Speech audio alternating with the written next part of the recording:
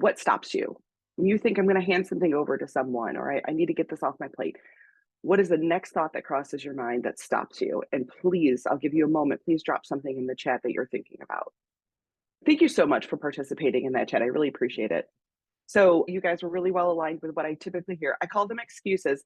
That's not to shame anyone, but that is to help us see the difference and see how we could make changes in these spaces with our mindset, but also with our actions. So I'm going to call it the ones that I see most frequently, and it looks like we touched on most of these.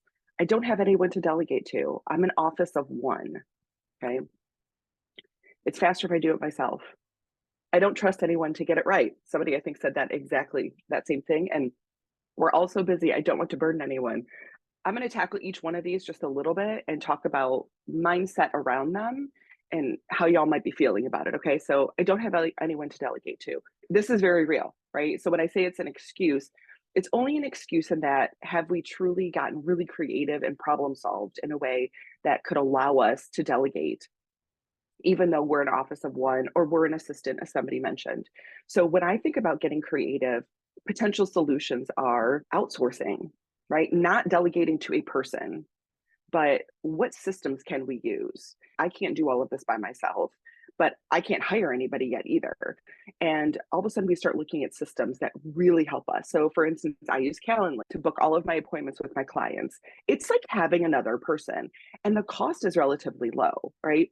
If you're not using Grammarly, I don't know why not, right? Like the original AI that I started using, Grammarly is essentially an editor for me. It's like hiring an editor to reread everything that I write.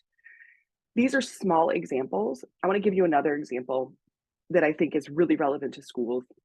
If you are struggling to get some tasks done, you're looking to outsource something, you really just need a body in your building. Like, I can't outsource this to tech. I need a body in the building. I want you to think about going to your CFO, going to your business manager, and saying, hey, is there someone already on the payroll, a summer staff person, an after school person, somebody who maybe worked a year ago to do some support in the development office? Is there somebody that's already on the payroll, already been background checked, already ready to go, paying them an hourly wage that we could just pull in for a few days?